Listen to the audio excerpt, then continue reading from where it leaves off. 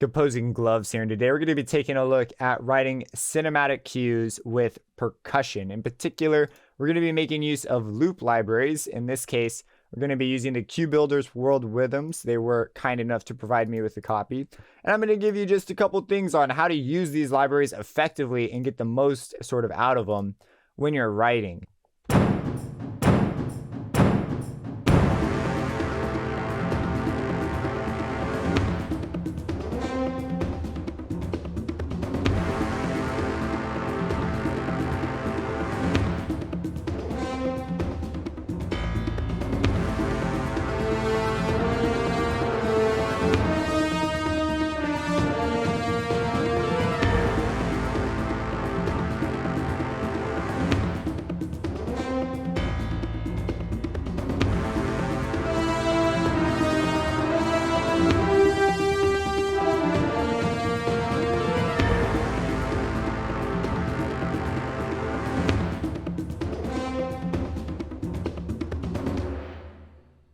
Yeah, so I mean, in this case, you probably just got to glance at the villain or something with this.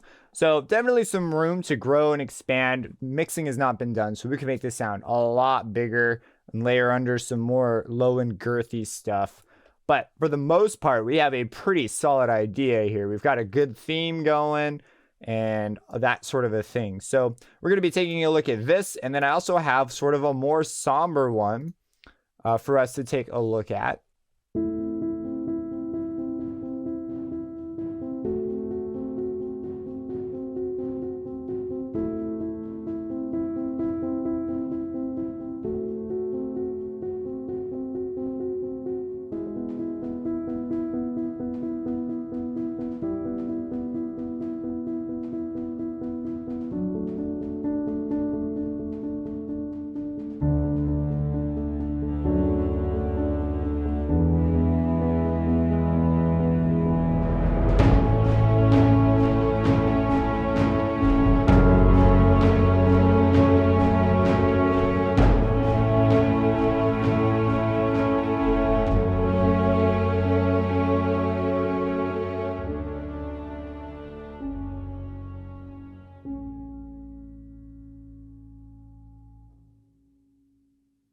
Yeah, I really like the ending on this one. Now, before you say anything about the string library, I already know I have tried like crazy to get the dynamics to smooth out on those crescendos. So what I'm going to end up doing is probably just switching library. So percussion. Okay, so I have a couple base things that come to percussion, especially when working with loop library. So let me actually open one that's got sort of an open. I'm not using this one, so we can sort of screw around with it more. So this library is very big. It sells itself on, being very cinematic, and knowing how to get the cinematic out of it for use in your own ideas is really important. And the biggest thing I could tell you to do with libraries that have layers like this is to mute things. A lot of times we try to take the entire idea because we're like, whoa, that's such a cool phrase. But the thing is, these phrases are very busy. And they're made to be cool in the context of like either only percussion, like a track that has only percussion in it, or they have they were made in isolation as an idea. Like they weren't made in the context of the thing you're doing. So what you want to do is if I play something, I'm like, wow, that's really cool. But for example, those anvils hit on beats that are like syncopated, or whatever that is. And so I might want to come in here and take out some of the highs, take out the high stuff. And now it outlines a much more fundamental rhythm that would maybe work better with what I'm doing, or maybe the highs were exactly what I wanted. But I almost never take the entire loop. I'm always fiddling and removing things, sometimes mixing it up, adding things, rearranging things. This library, when you actually get it, you get the wave files as loops as well. So if you prefer to just work with the straight up wave files, you can do that, which is something that's beautiful. I wonder why a lot of other companies don't do that. So maybe the lows are the main thing that I would probably want from this in most cases, because they've already got the, the rhythms there. They've sequenced it all in already, or played it all in, and it's all ready to go. And so that's something that would be really, really easy to throw down and would be a real big pain to sort of program one by one. Let's see, play it in. You could always just play it in. Now you do get one shots, I guess, just a couple of things. You have a close and a haul. So that's close. That is haul. You have width controls on these,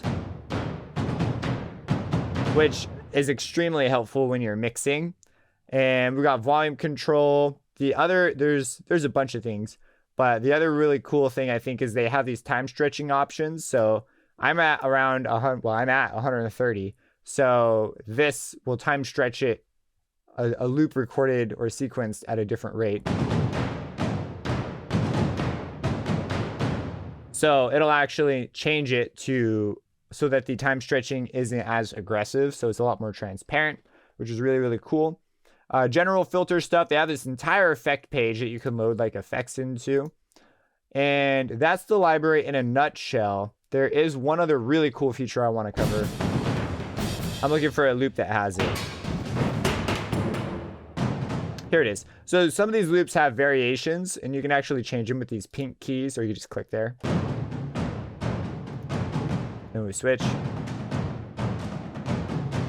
Something I wish more of them had. Well, if I had to also, since this is also kind of a review, if I had to like also critique one thing about the instrument, I wish there were like low end patches and high end patches. So like you could choose to have it where all the percussion's already been muted on the high stuff or already been muted on the low stuff. So you have like bottom loops and top loops.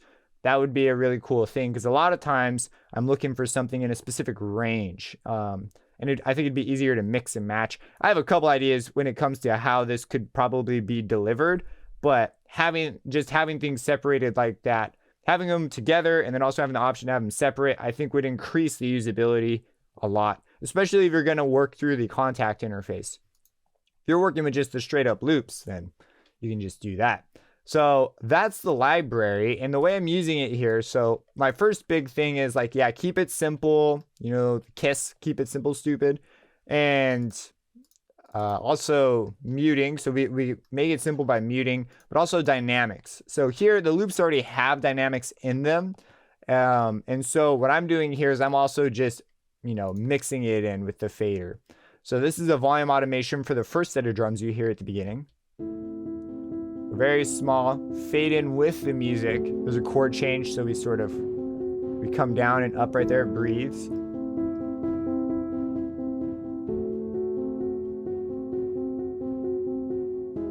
So I bring in another loop here. So even though it decrescendos right here, there is another loop here that comes in.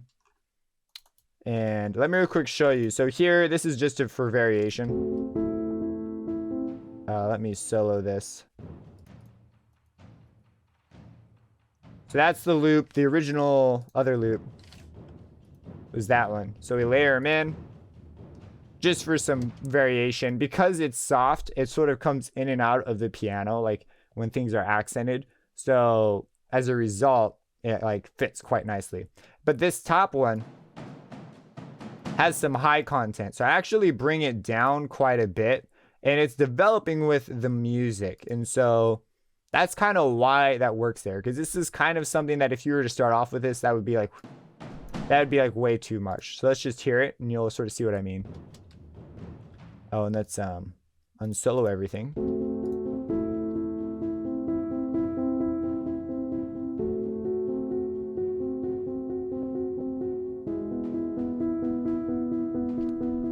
It works. I just like that.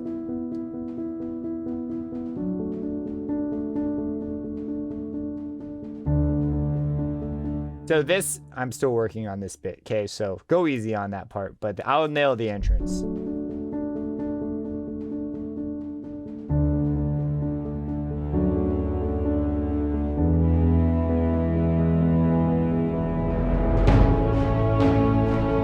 All right, so this part, these sorts of drum parts are always kind of, they were a huge mystery to me when I started. So first things first, I am using a library. So there are loop libraries and then there are like single drum libraries. And for jobs like these, loop libraries can do it, but I don't recommend trying to do it with loop libraries unless they have like loops specifically for this. In this case, I'm using, and I know it's a different library, I'm sorry, but I know this one well, and this is probably like the only thing I like run in here to grab is the timpani from LA Drama Drums and the bass drum.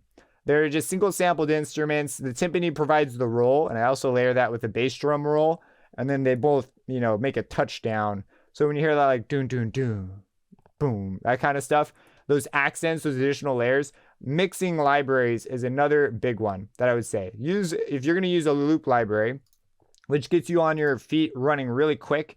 Definitely recommend bringing in some of these one-shot libraries, because what they do is they make it really easy to emphasize parts of your music, emphasize certain beats, and progress things forward. And these libraries in particular are extremely responsive to dynamics, like right here. Like, maybe I should solo it. That would make more sense. Versus over here. Yeah, totally different thing. So that's in there, and that provides the roll, but they do not carry the main section. I'm sorry, I had like something in my chest right there. They don't carry the main idea right there. So the main idea is still being carried by the loops, by the epic rhythms, this case 4/4 patch. By the way, you get a ton of time signatures as well, if you were unaware. So very versatile in that way. And right here at this main section, let's just hear it and look at what the drums are doing in this case. By the way, this is a separate drum patch too. So I said it was 4/4, but I believe I was using B. Yeah, I'm on B. Again, we have an effects page. I'm not going to go into that. All right, we'll start back a ways.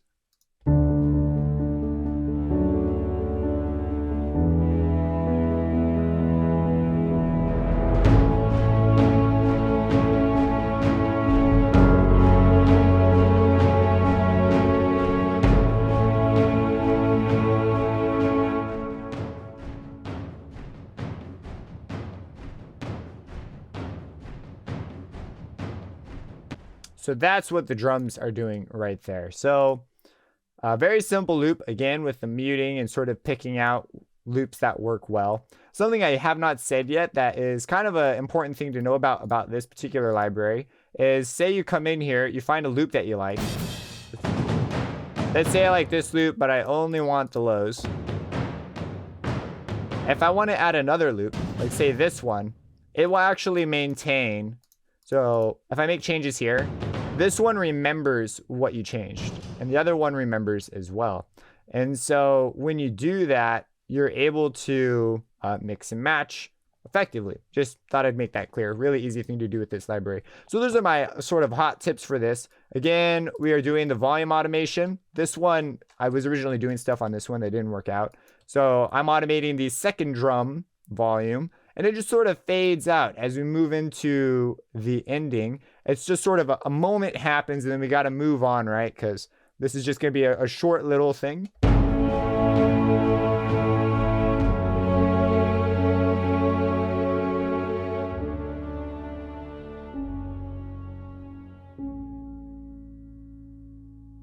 Yeah, it's a nice thing.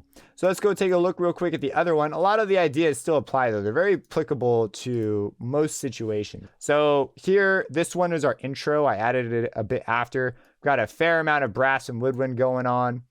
And then we have 2 additional patches. This time I kept the loops in general separate. And these create our general background. They're the things that create the atmosphere and sort of give a vibe to where we are. I get a jungle kind of vibe just because we got bongos going on, and bongos always kind of remind me of the jungle. All right, let's hear this thing.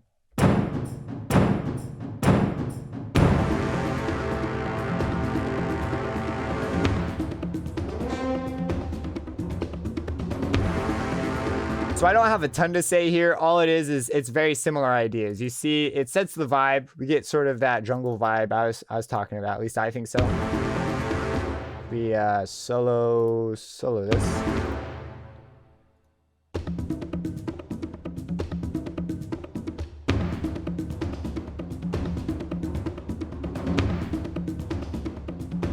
And they're just providing that base for me to work on. So they're just a great inspirational kind of a thing to do.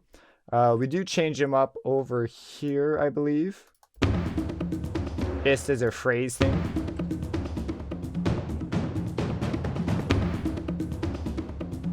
And in context, so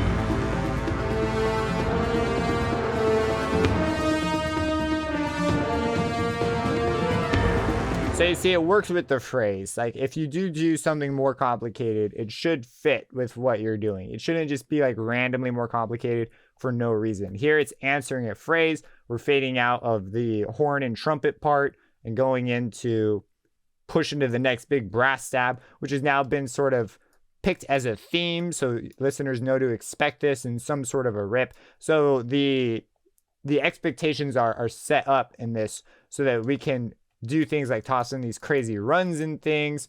Repetition becomes very, very important in here. And in fact, even at the very beginning, our intro drum line is 1, 2, 3, go. It's basically just a race start.